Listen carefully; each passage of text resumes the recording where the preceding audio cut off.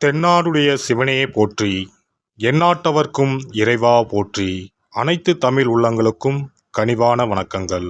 நிகழும் ஸ்ரீ மங்களகரமான குரோதி ஆண்டு செப்டம்பர் மாதம் 17ஆம் தேதி செவ்வாய்க்கிழமை அன்று சதுர்தசி திதியில் சதயம் நட்சத்திரத்தில் திருதி நாமயோகத்தில் வணிசை கரணத்தில் பௌர்ணமி பிறக்கும் நன்னாளில் இந்த புரட்டாசி மாதம் பிறக்கிறது. இம்மாத கிரகநிலை என எடுத்துக்கொண்டால் ரிஷபராசியில் குரு பகவானும், மிதுன ராசியில் செவ்வாய் பகவானும், சிம்ம ராசியில் புதன் பகவானும், கன்னி ராசியில் சூரியன் சுக்கிரன் கேது பகவானும், கும்பராசியில் சனி பகவானும், மீனராசியில் ராகு பகவானும் உள்ளனர். இம்மாத கிரகப்பெயர்ச்சி என எடுத்துக்கொண்டால் புரட்டாசி மாதம் 3ஆம் தேதி புதன் பகவான் கன்னி ராசியில் உச்சம் பெறுகிறார். புரட்டாசி மாதம் 3ஆம் தேதி சுக்கிர பகவான் துலாம் ராசிக்கு இடப்பெயர்ச்சியாகிறார். புரட்டாசி மாதம் 20ஆம் தேதி புதன் பகவான் துலாம் ராசிக்கு பயிற்சியாகிறார். புரட்டாசி மாதம் 28ஆம் தேதி சுக்கிர பகவான் துலாம் ராசியில் இருந்து விருச்சிக ராசிக்கு பயிற்சியாகிறார். புரட்டாசி மாதம் 29ஆம் தேதி குரு பகவான் ரிஷப ராசியில் வக்ரமடைகிறார். இந்த கிரக அமைப்பு மற்றும் பெயர்ச்சியால் உங்கள் வாழ்வில் உண்டாகும் சுபம் மற்றும் அசுப பலன்கள் என்ன என்பதனை இப்பதிவில் விரிவாக காண்போம்.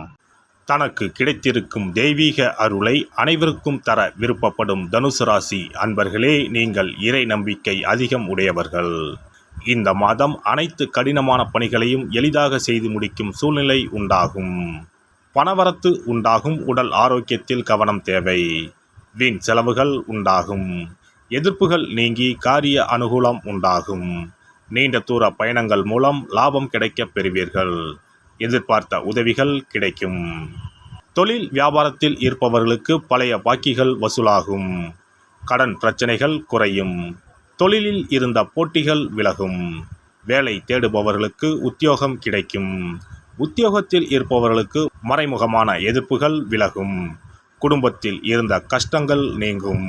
குதூகலம் அதிகரிக்கும். கணவன் மனைவிக்கு இடையே அன்பு அதிகரிக்கும். பிள்ளைகள் மூலம் மகிழ்ச்சிகள் உண்டாகும். வீட்டிற்கு தேவையான பொருட்களை வாங்கி மகிழ்வீர்கள். இதுவரை இருந்த தொல்லைகள் நீங்கும். பெண்களை பொறுத்தவரை எதையும் எளிதாக செய்து முடிக்கும் திறமை உண்டாகும். பயணங்கள் வெற்றியை தரும். கலைத்துறையினருக்கு யாரிடமும் வீண் சண்டையை தவிர்ப்பது நல்லது. மற்றவர்களிடம் திடீர் கருத்து வேற்றுமை ஏற்படலாம். அனுசரித்து செல்வது நல்லது. மனக்கவலை உண்டாகும்.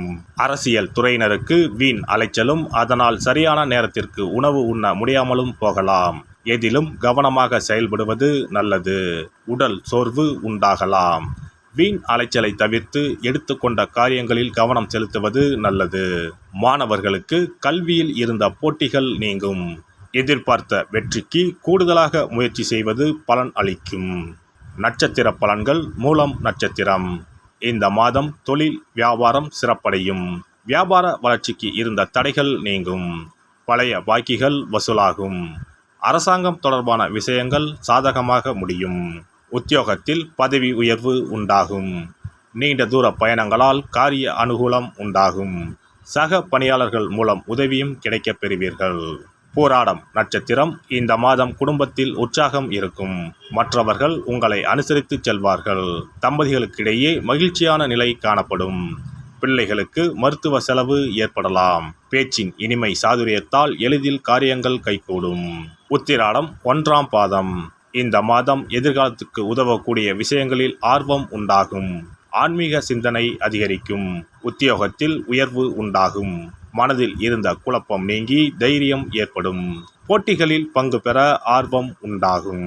நவ கிரகங்களில் குருவை வியாழக்கிழமையில் வணங்க எல்லா கஷ்டங்களும் நீங்கி சுகம் உண்டாகும். சிறப்பு தொகுப்பு. கண் திருஷ்டிகள் அகன்று தடைப்பட்டு கொண்டிருக்கும் காரியங்கள் நிறைவேற செய்ய வேண்டிய பரிகாரம் என்ன என்பதனை பற்றி காண்போம். வாழ்க்கையில் நல்ல நிலையில் இருந்தவர்கள் கூட திடீரென்று பொருளாதாரம் இழந்து மன கஷ்டங்களுடன் வாழும் நிலை ஏற்படும்.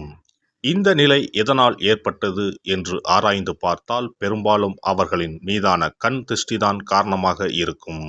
கல்லடி பட்டாலும் கண்ணடி படக்கூடாது என்று சொல்வார்கள் அல்லவா, அது உண்மைதான். இது போன்ற பிறரின் பொறாமை கொண்ட கண் திருஷ்டியினால் பலரின் வாழ்க்கை சிரமத்திற்கு ஆளாக நேரிடும். இது போன்ற கண் திருஷ்டிகளிலிருந்து எப்படி தப்பிப்பது? இருக்கவே இருக்கிறது எளிதாக கிடைக்கும் ஊமத்தஞ்செடி.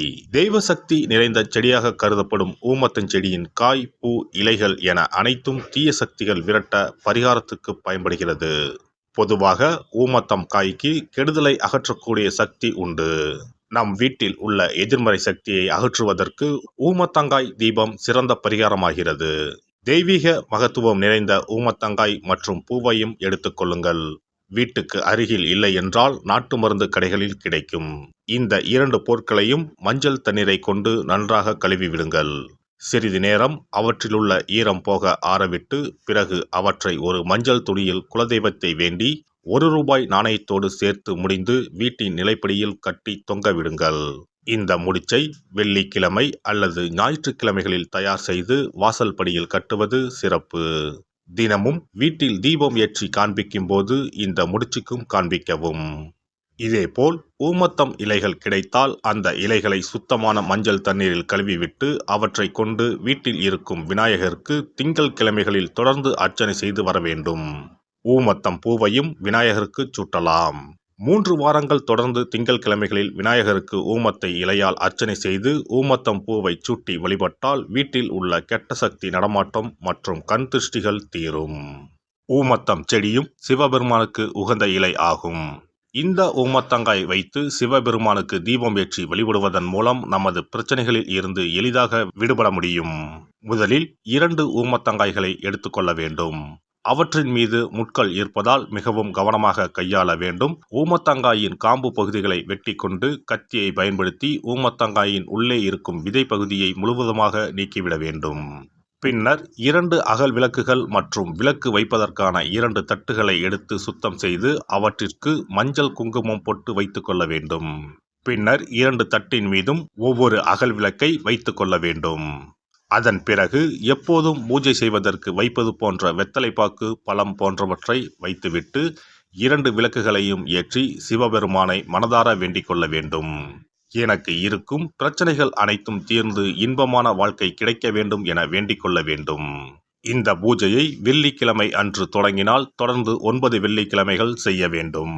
ஊமத்தங்காயின் மீது எவ்வாறு முட்கள் இருக்கிறதோ அதுபோல நமது வாழ்க்கையில் இருக்கும் முட்கள் போன்ற பிரச்சனைகளை அவை தீர்த்து வைக்கின்றன. இந்த பூஜையை நாம் தொடர்ந்து செய்து வருவதால் நம் மீது இருக்கும் கண் திருஷ்டிகள் அகன்றுவிடும். தீராத துயரங்கள் தீர்ந்துவிடும். பணம், நகை நம்மிடம் பெருகி வரும். சிலருக்கு கையில் சுத்தமாக பணம் இருக்காது. வறுமை தாண்டவமாடும். கடன் தொல்லையால் கஷ்டப்படுவார்கள். பண பிரச்சனையில் சிக்கி கொண்டிருப்பவர்கள் இந்த தீபத்தை ஏற்றினால் 3 வாரங்களில் நல்ல பலனை பெற முடியும். தொழிலில் நல்ல முன்னேற்றம் இருக்கும். கடன் பிரச்சனைகள் தீரும். உறவினர்களிடையே பகைமை இருந்தால் அவையும் மறைந்துவிடும். நோய்வாய் உள்ளவர்கள் இந்த தீபத்தை ஏற்றுவதன் மூலம் நல்ல பலனை பெற முடியும். பொதுவாகவே எந்த பரிகாரம் என்றாலும் அதை முழு நம்பிக்கையுடன் செய்தால் மட்டுமே முழு பலன் கிடைக்கும் என்பதை நினைவில் கொள்ளுங்கள். எல்லாம் வல்ல இறையருளால் நீங்களும் உங்கள் அன்பு குடும்பமும் உடல் நலம், நீலாயுள், நிறை செல்வம், உயர் புகழ், மெய்ஞானம் ஓங்கி வாழ்க வளமுடன். இந்த வீடியோ பதிவு உங்களுக்கு பிடித்திருந்தால் லைக் பண்ணுங்க, கமெண்ட் பண்ணுங்க, ஷேர் பண்ணுங்க. மறக்காம சப்ஸ்கிரைப் பண்ணுங்க. பக்கத்துல இருக்கிற பெல் பட்டனை கிளிக் பண்ணுங்க. நன்றி, வணக்கம். ஓம் நமச்சிவாய. சிவாய நம.